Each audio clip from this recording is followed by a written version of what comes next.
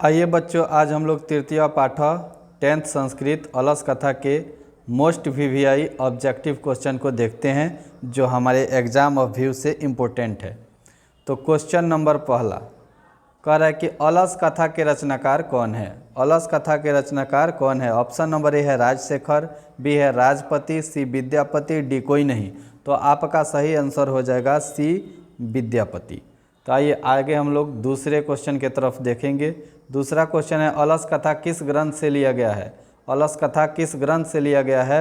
रामायण से, महाभारत से, पुरुष परीक्षा नामक कथा ग्रंथ से या सभी।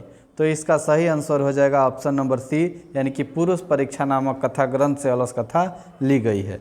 चलिए आगे हम लोग क्वेश्चन देखेंगे 3। क्वेश्चन नंबर 3 है मिथिला के मंत्री कौन थे।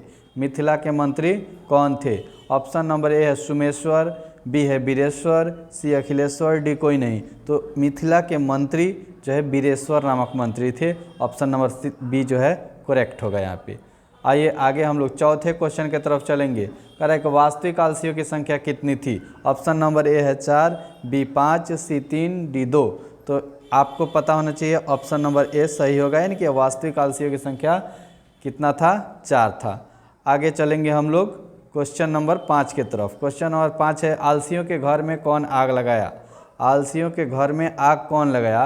ए नंबर है विद्वान पुरुष, बी सज्जन पुरुष, सी नियोगी पुरुष ने, या डी कोई नहीं। तो आपका सही आंसर हो जाएगा ऑप्शन नंबर सी, नियोगी पुरुष ने आग को लगाया था। आगे हम लोग चलेंगे क्वेश्चन नंबर 6 की तरफ। 6 है कि घर में लगी हुई आग को देखकर कौन भाग गए। ए नंबर है आलसी, बी नंबर है धूर्त, सी दोनों, या डी कोई नहीं। तो इसका सही आंसर हो जाएगा ऑप्शन नंबर बी, यानी कि धूर्त लोग सबसे पहले भाग गए।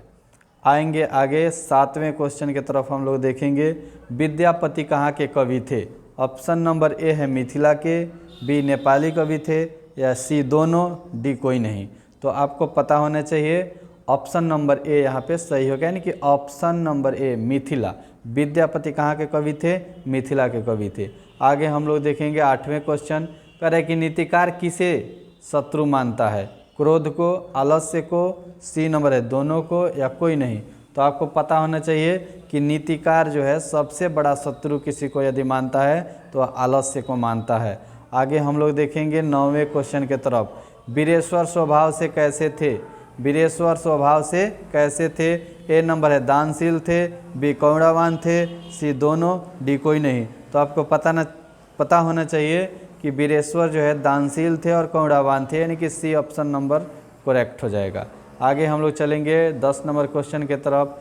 बीरेश्वर किसे प्रतिदिन भोजन देते थे। ऑप्शन नंबर ए है संकटग्रस्तों को, बी है आलसियों को, सी दोनों को, या डी कोई नहीं। तो आपको पता होना चाहिए कि वे आलसियों को भी देते थे और संकटग्रस्तों को भी, यानी कि सी नंबर ऑप्शन सही होगा। आगे हम लोग देखेंगे क्वेश्चन नंबर 11। कह रहा है कि निम्न में कौन पेट के आग को बुझाने के लिए भी कुछ करने में समर्थ नहीं होते हैं। ऑप्शन नंबर ए है आलसी, बी धूर्त, सी जो है दोनों, डी कोई नहीं। तो आपको पता होना चाहिए ऑप्शन नंबर ए करेक्ट होगा, क्योंकि आलसी और संकटग्रस्त ये दोनों जो है कुछ भी करने में समर्थ नहीं होते हैं। जो धूर्त होते हैं वो तो बनावटी आलस्य वाले हैं, वो तो सक्षम होते ही है। आगे हम लोग चलेंगे क्वेश्चन नंबर 12 की तरफ। 12 कह रहा है कि कृत्रिम आलस्य दिखाकर कौन भोजन ग्रहण कर रहे थे। कृत्रिम आलस्य को दर्शा करके भोजन कौन ग्रहण कर रहे थे। ऑप्शन नंबर ए है धूर्त, बी है आलसी, सी दोनों, डी कोई नहीं। तो आपको मालूम होना चाहिए कि धूर्त लोग जो है कृत्रिम आलस्य को दिखा करके भोजन ग्रहण कर रहे थे। आगे हम लोग चलेंगे क्वेश्चन नंबर 13 के तरफ। आलसियों के लाभ को सुनकर कौन इकट्ठे हो गए। आलसियों के लाभ को सुनकर कौन इकट्ठे हो गए। ए नंबर ऑप्शन है सज्जन, या बी है धूर्त, सी विद्वान, डी कोई नहीं। तो आपको पता होना चाहिए कि आलसियों के लाभ को सुनकर जो धूर्त लोग थे वे लोग इकट्ठे हुए थे। आगे चलेंगे हम लोग अगले क्वेश्चन यानी कि 14 नंबर क्वेश्चन की तरफ।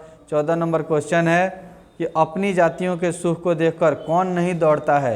यह कथन किसका है? आलसियों का या धूर्तों का, दोनों का, कोई नहीं। तो आपको पता होना चाहिए कि ऑप्शन नंबर बी, यानी कि धूर्तों का ये कथन था कि अपने जातियों के सुख को देखकर कौन नहीं दौड़ता है। धूर्त, यहाँ धूर्त होना चाहिए, आगे यहाँ बना देते हैं धूर्त। धूर्तों का ये कथन था।